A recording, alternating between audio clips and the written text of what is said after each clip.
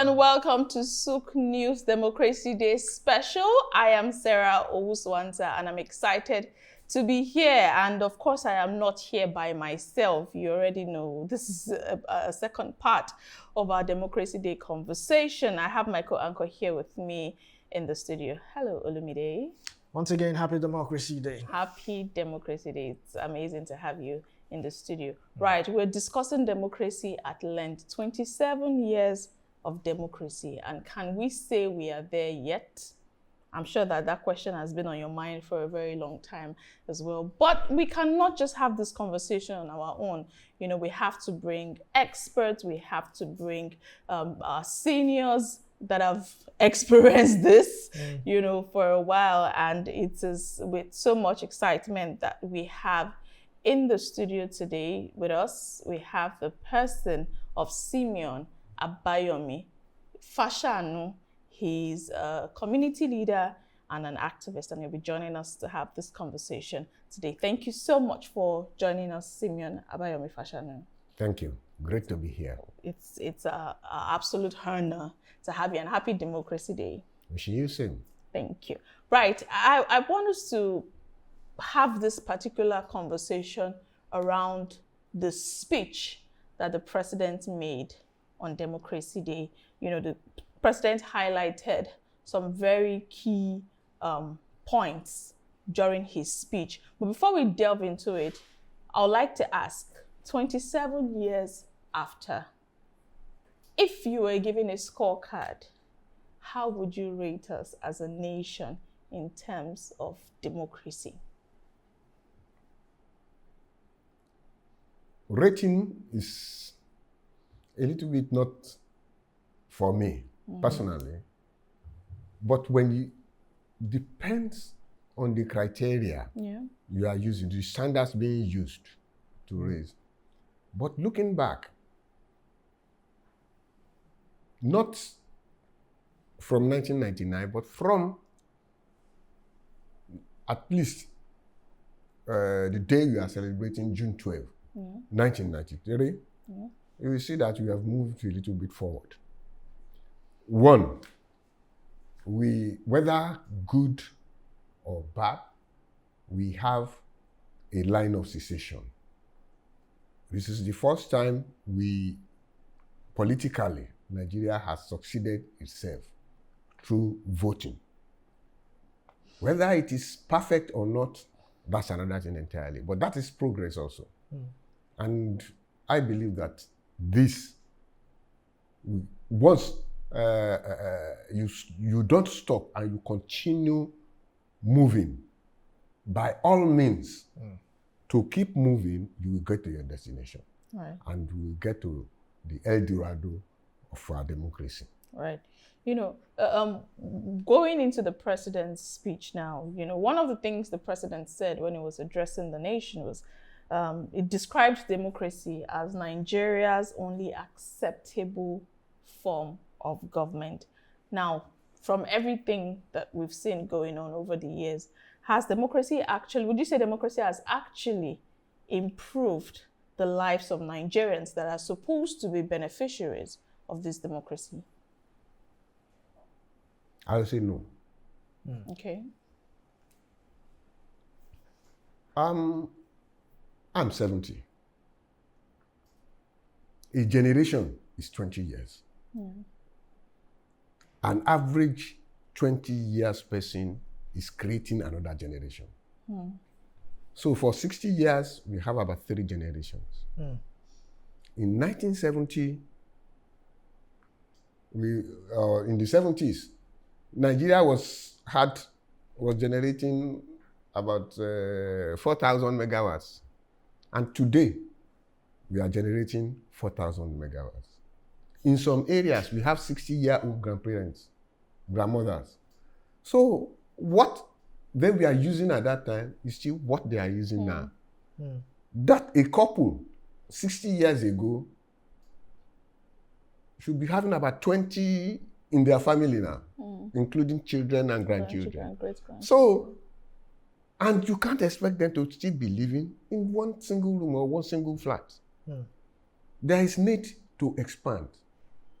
Between Obasanjo and Obasanjo, 79 and 99, there was Egbe. We never needed it at that time. Egbe is 1,200 or 1,300 megawatts. It was started by Obasanjo. It was commissioned by Shagari. Between Obasanjo and Obasanjo again, we have 8 governments. If one had been building an Egbe size power station, and another one had been commissioning it. By 1999, we are supposed to have new 5,000 megawatts. And that is, if I'm just checking on the standards at that time.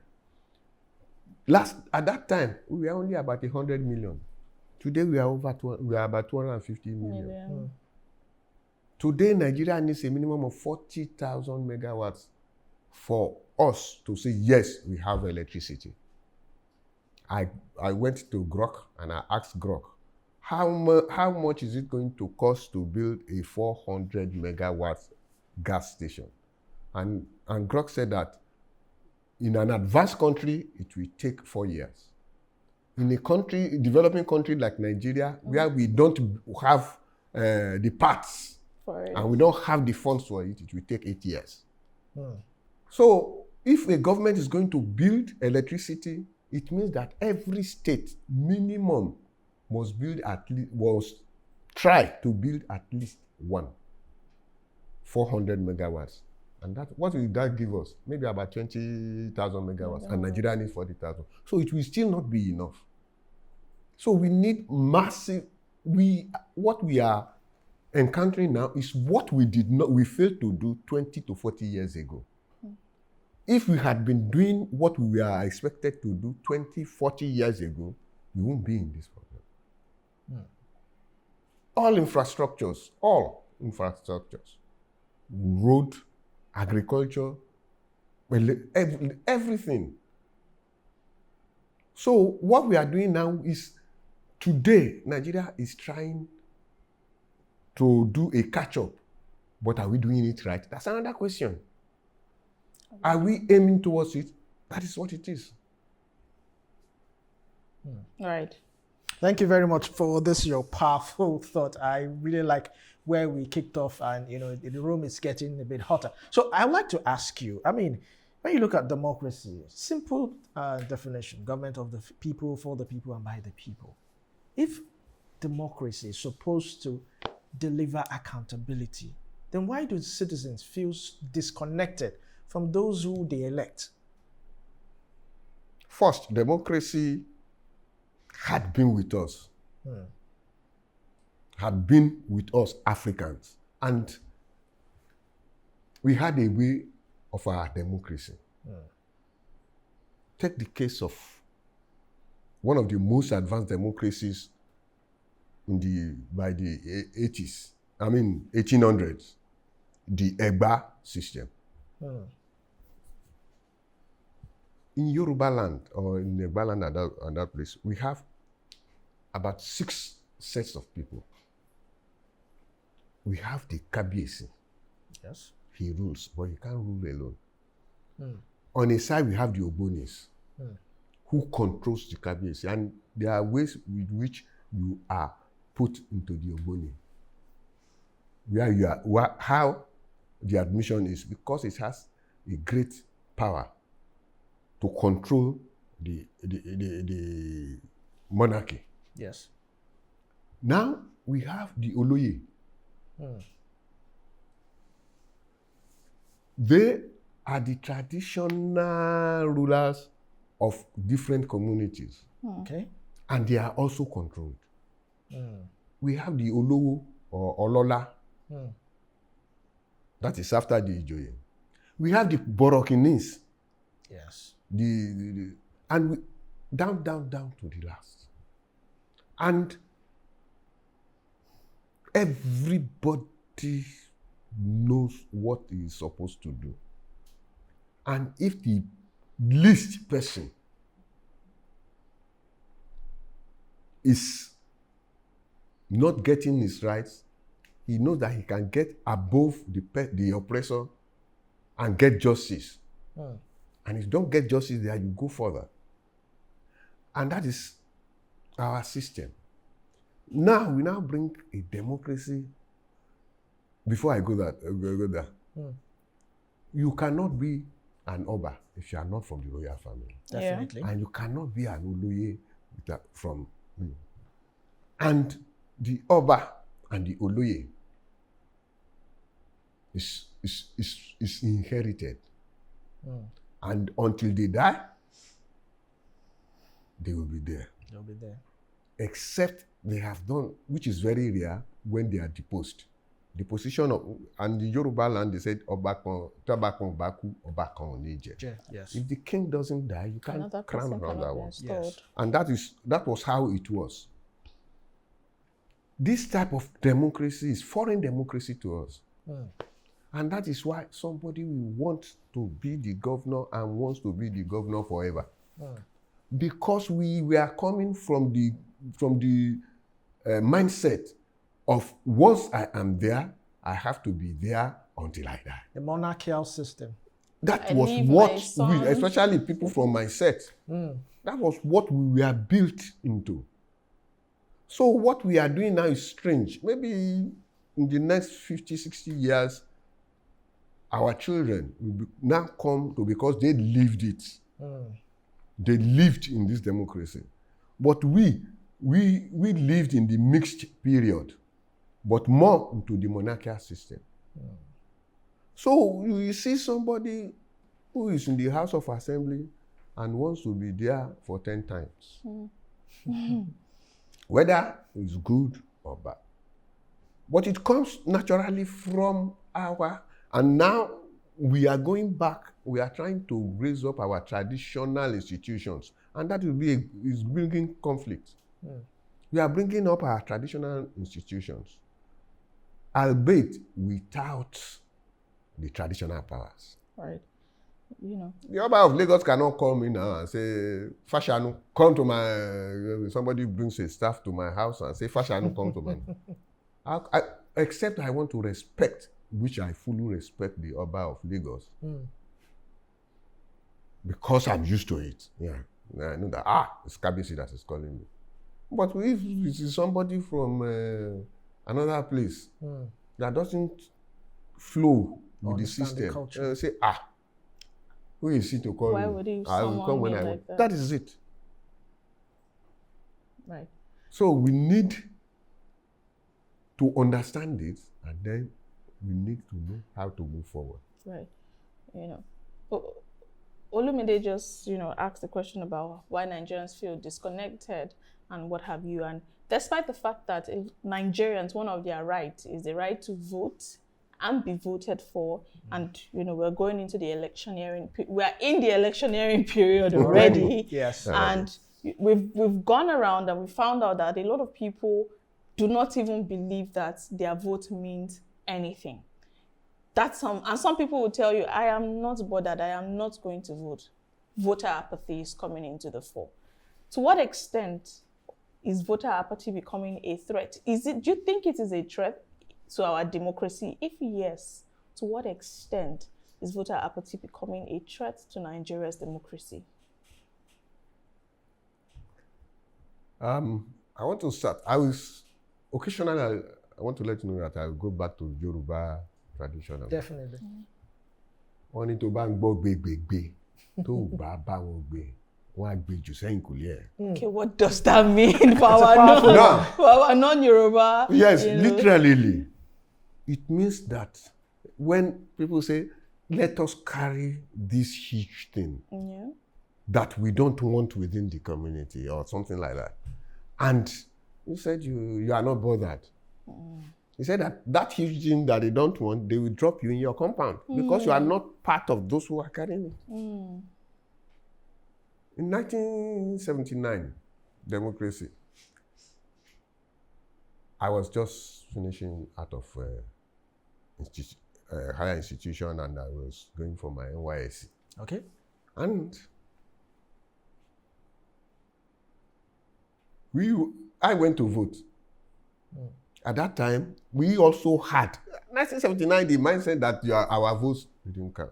But I went to vote, and I voted for the man I knew that, and I knew that he was not going to win. And that one was Aminu Kano.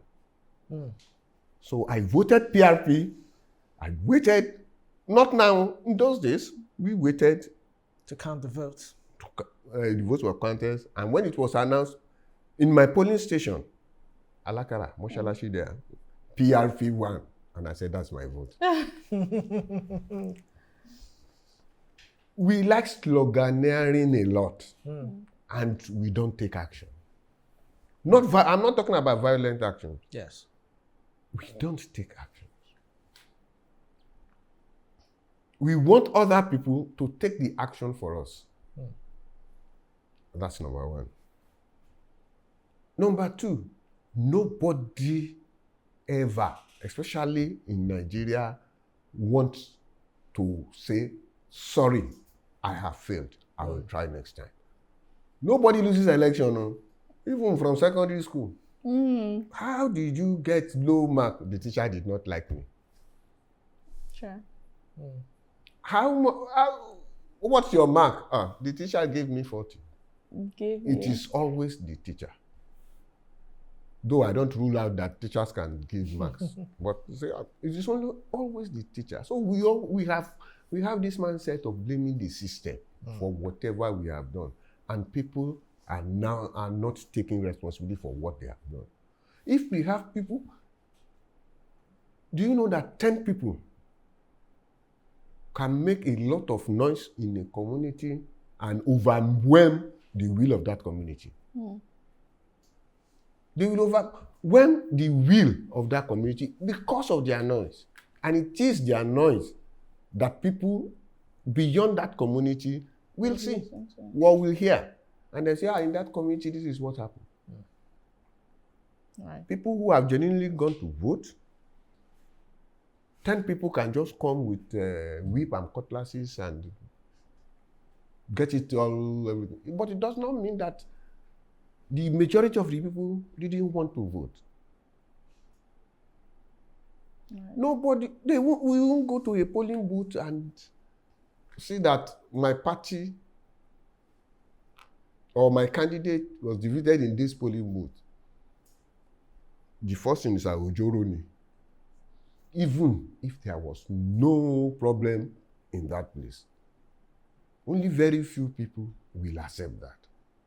And it is there. Nobody wants to be called a failure.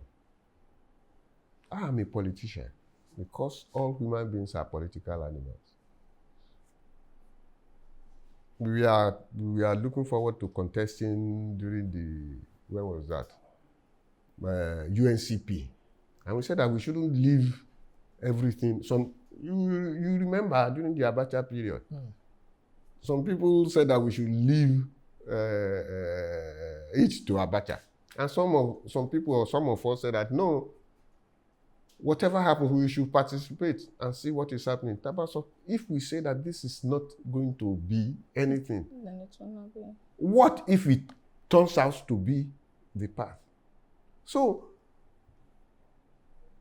I wanted to go to the House of Assembly, 1997. And we were about 10 or 7. And I looked at it. And I called all of them, look, come. Why should we be fighting ourselves? We should be united. So we called I called all of them. We all agreed, and so we are still good friends now. And we are ever the same. And something happened. I had to step down within my group. And I was the favorite. I stepped down. They said, what is happening? Maybe God was talking to me that there is no way in it. But I stepped down and I said, I will support everything. And since then, my very close supporters veered off. When it comes to politics, they won't want me. They say, you are a sellout. Because when it comes to the critical moment, you will chicken out. And that was how it is. So nobody, even your followers, want you Even if you are saying, you remember the Dapo Sarumi and the Gbalajobi case.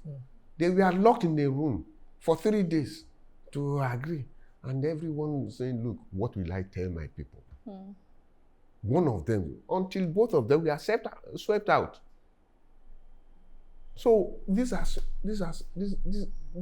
of the things that is affecting our political outlook. We are not there yet. We need to understand each other.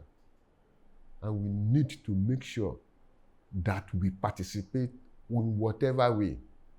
In whatever way in politics. Let me give you an example.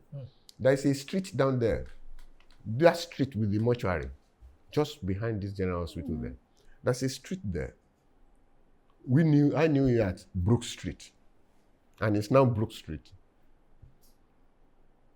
There was a conference in 1990-something. I can't know whether it was a Abacha conference or Babangida. There was a conference, political conference. And we all said that we are not going to participate in it. But a few of us participated. So they said that, I think it was Abacha regime at that time. They said that all those people should have streets named after them in their constituencies. All those who participated. So my brother, who's dead now, late Abiodun Olusegun, participated, and you know, Lagos was against Abacha at that time. And they said that they must be given a name in that local government. So our brother was looking for a street like Broad Street to be named after him, or Igbo-Shere, or some other big street. At that time, that mortuary was smelling. You can't pass it. So they named it after Olusegun. They said that's Abiodun Olusegun Street. And he rejected it publicly. So the name was there. It was renamed. So after some time, because he rejected, they now renamed it Brook Street. Brook. And that is why it is still Brook Street until now. But now the mortuary has been rebuilt. It has been made better. In fact, many people will not know that there's a mortuary there if they are passing that place for the first time. And that is how Abiodun Olusegun never had a name in Lagos Island. Thank you very much. Now, while delivering his speech today, President Bola Tinubu said that Nigeria will not become a one-party state. Quite interesting statement he made there. I mean, even this present administration, at some point, they were the opposition. So my question now is, with the wave of defections that is happening from one party to another, do you think that we really have an opposition currently? And how, what are the benefits? What is the real relevance of opposition party? One, I agree with him that there can never be a one-party state in Nigeria. Nigeria cannot be, except we have a military rule. But whether we'll be having strong oppositions, that's the problem. Like I said earlier, nobody wants to be on the losing side. Nobody. Even those in opposition today don't want to be in the losing side. If they have their ways, they will join. Only very, very few politicians, principled politicians, will not join the bandwagon. Those in opposition today, it's not that they are principled, though. Not that they are principled, but that they know that there is no room for them over there in the ruling party as of today. And that is the problem we have until we get to the level of accepting defeat, being in opposition.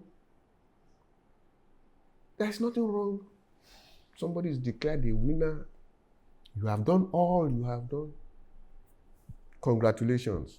See you next time. I am coming out next time. Simple as that. And then you walk towards it. Even some people, up till now that I'm talking, still don't believe that we have a president. Not to talk of believing that he won. Right. They said they don't have the way. It's not my president. If it's not your president, who is the president of the country?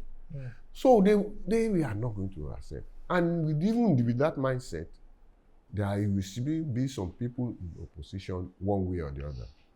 Opposition drives the society, drives the quality, the politics in the society. Right. And because if somebody is digging a borehole in the middle of the road and there is nobody because he has powers and there is nobody within the community, look, you are digging this thing in the middle of the road.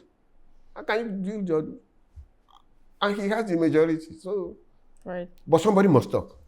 Somebody has to talk. Yes. Because it feels like if everybody is joining the ruling party, who is going to hold the government accountable? Yes. So at what point does, because some people say, oh, it's just political dominance. At what point does political dominance now become unhealthy for our democracy as a country?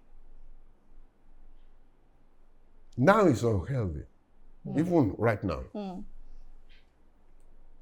Why it's unhealthy is because you cannot move forward without...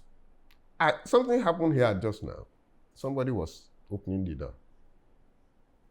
And the cameraman, just before we started, was saying, look, you are opening this door. What if it hits this camera?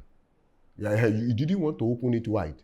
What if it hits the camera? So it's better you move the door wide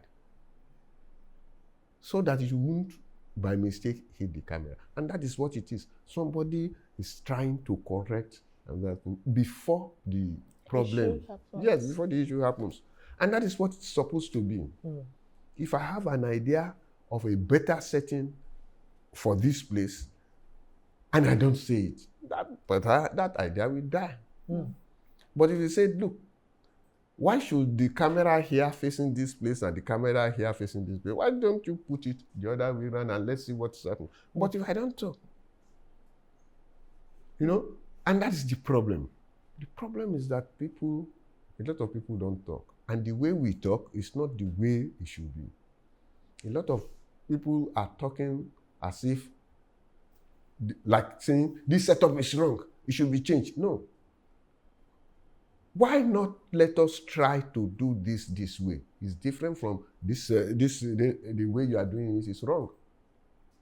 And that is what moves things forward. I have a habit of, if I have an idea, until you give me a better way or a better idea, convince me that your idea is better than mine. And if you can't convince me, I will stick to it. Right. All right, thank you very much. Now, still on this particular submission, you said some people don't like to talk. What about those who have been talking? And it seems as if the government is not listening. We've been talking about a whole lot of things in this country. We're talking about insecurity. Why is insecurity like this? Why are people not, why votes are not counting? A lot of people have been talking, and it's leading to, this form of disconnection. The youths are being accused of not caring, but the same youths are saying that there's no free speech and there's no free speech. The same person who has been in power when I was in primary school is the same person still in power right now, and we are still preaching young to rule. The young should rule. What's your leaders thought of tomorrow? Leaders of tomorrow. I don't know which one to go into first. Maybe security. Okay. We got the security architecture wrong in 1966. Just like we have our economics, the economics of the country wrong in 1966, when the regions were abandoned and everything points to power at the top. Those who did that at that particular time thought that they will be at the top forever. And that's the problem we have. People in Nigeria, we are building a house. That's insecurity. or almost everything, we are building a house by building the roof first. You want to build a building, 2-story, or even just 1-story building, then you start by building the roof. This building, this spot I am, is in this building, which is in a spot in a community or street, which is in a ward, which is in a local government, which is in a state, which is in a country, Nigeria. You now bring an officer from Kaduna or from Ondo to this spot. He doesn't know the foundation of this place. Sure. If he wants to tell, if he wants to know the story of this building, or let's say the story about how people were jumping from this high-rise building when it was on fire in 1980 or 82, only those who were there at that particular time will tell him that story. I was coming into this place because it's a public holiday. The main gate was not open. I was looking for how to come in, and it took me about 30 minutes until I saw somebody who knew who was around. And this was, during this public holiday, they will take the back. And that is what I did. Buba Marwa, he was a colonel at that time, started what they called community development. What do you call it? Neighborhood Watch. Neighborhood Watch, okay. Started it at that time. That time was terrible, security-wise. And he started the Neighborhood Watch. They are not even paid at that time. He just started them, gave them arrows, and then volunteers, community leaders, vulcanizers, and a lot of them like that. Carpenters, artisans, and we are all in this, and we are doing it together. If you hear here in this place, you call that other one, and they come together. And it flushed Lagos State at that time. And that was what was maintained by Governor Tinubu at that particular time. And that was what was maintained by all the governors and was what do you call it now? Reinvented? Now into the Lagos State Neighborhood Safety Corps. Right. You have people on ground. The organizer knows new people with vehicles running that place. A carpenter knows most of the people around, and those were the people that they were coordinated, and we had a lot of success. They were not armed, apart from the bow and arrow, but gave them a walkie-talkie and established Operation Sweep. At that time, it was Operation Sweep that metamorphosed into RRS, and those were the people, and they had special units.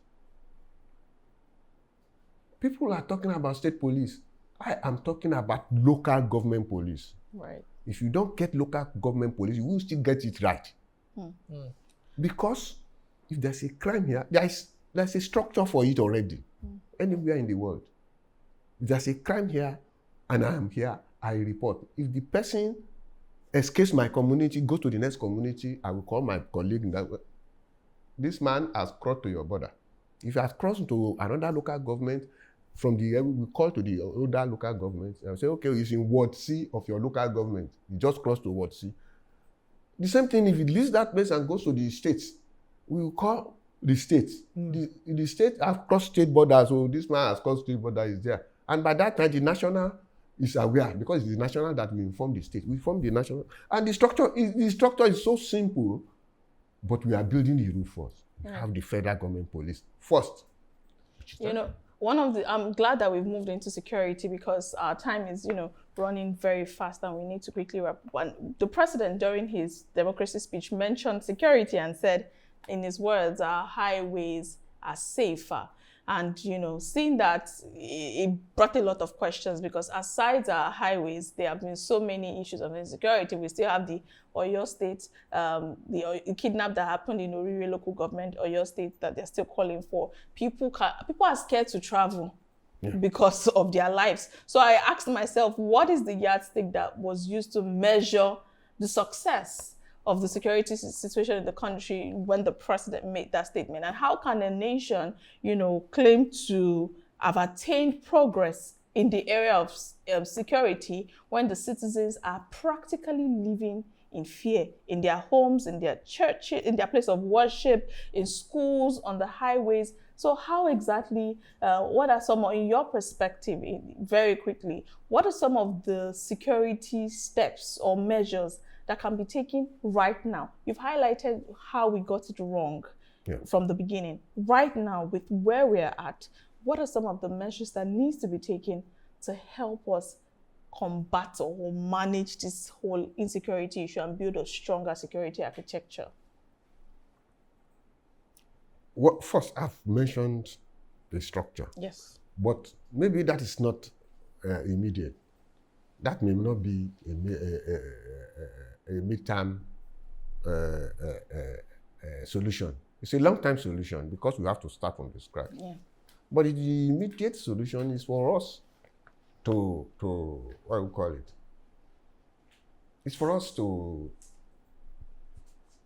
be conscious of security. Look, in those days, we live as communities. We knew as communities. If something is happening, you call your neighbor. But today, we live in flats, barricaded by bricks. And some of us don't even know the name of our neighbor. In those days, when letters are being brought, as children, we will run out to meet the postman. We won't wait for him to drop it in the letter box. And we know the names of each of our neighbors. And we collect the letters and go and drop it either in their rooms or we put it in their... But today, somebody in flat 1 doesn't talk to somebody in flat 5, don't even know the person. So that's the basic thing. Know your neighbor. Even if you don't like your neighbor, know your neighbor. If there is an emergency, it is your neighbor you call first. It is your neighbor you call first in case of an emergency. But if you don't know him, how are you going to call? In the midnight, your neighbor is sleeping, you are sleeping, you have an emergency, you don't have a car, your neighbor has a car. And how do you call for help? Who do you call? Even if you have access to an ambulance, before it comes, your neighbor first. So our security starts from the family, the neighbors, and everything, the communities. Some of us don't even know the chairman of our community development associations, and there are about 5,000 community development associations in Lagos State. Some of us don't even know the name of the Lagos State Neighborhood Safety Corps officer in charge of our area. And there is no spot, or let me say, there is no ward, I'm talking about ward now, that there is no Lagos State Neighborhood Safety Corps officer. It is in all the wards in Lagos State. And some people don't even know them. So you just see people in uniform, you don't ask. You don't even take their numbers. So we have to go back to the basics. Be your brother's keeper. That's all. All right. That's the beginning. All right, thank you very much. So many times, this government has come out to say that the economy is improving, the economy is getting better. But why do Nigerians feel poorer? I mean, right now, people say there's no middle class. It's rich or the poor. I mean, democracy is supposed to guarantee economic growth, benefits, job opportunities, investment opportunities, even some social amenities and all that. But these days, it's only on paper that we hear the economy is improving. or our GDP is growing, our foreign reserve is growing. But I mean, if you look at the price of food, commodities, transportation, and all that, it doesn't reflect what is on paper. Why is this so?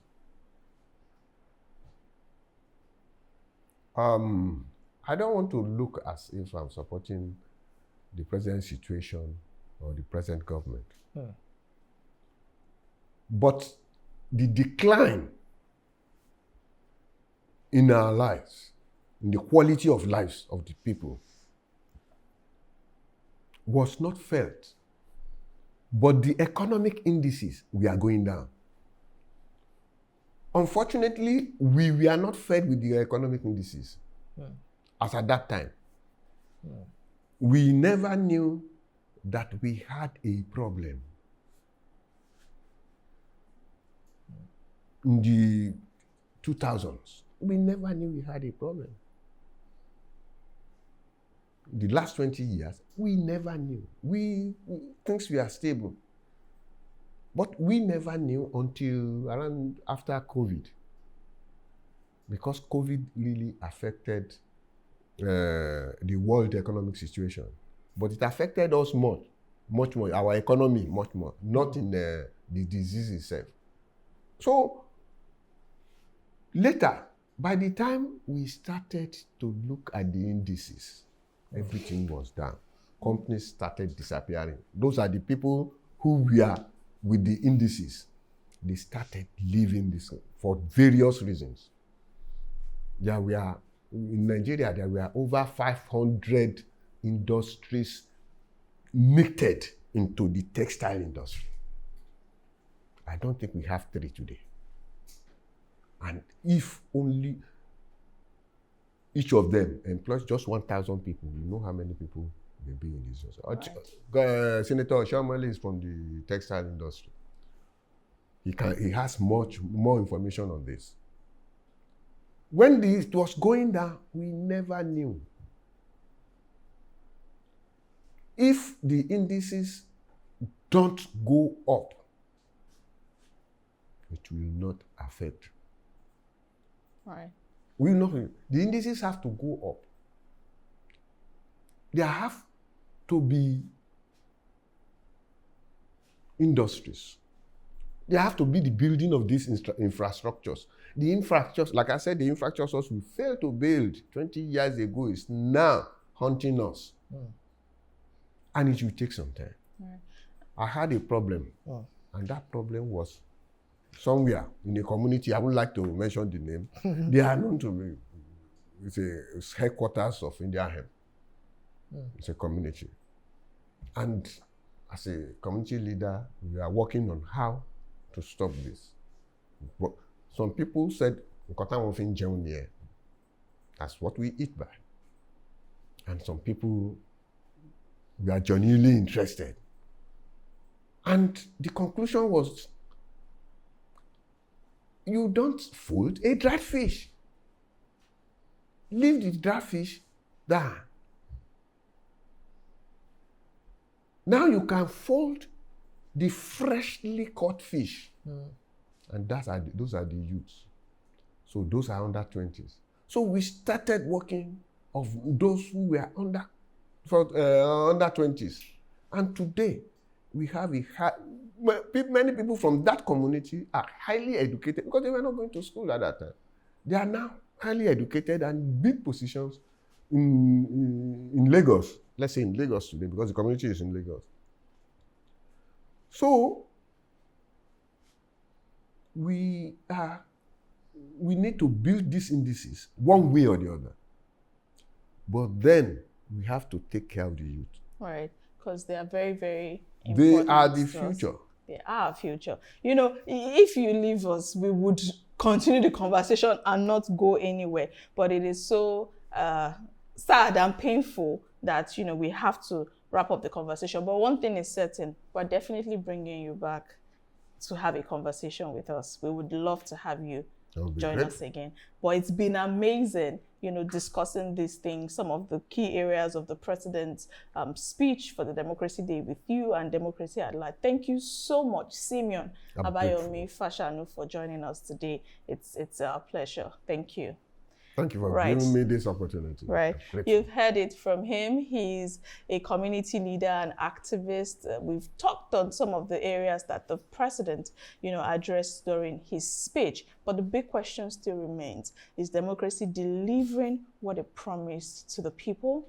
That's what we have on this part. Thank you so much for watching. And don't forget to follow us across all of our social media platforms at Souk Digital and Souk News. I am Sarah Owusu-Ansah. Thank you for watching.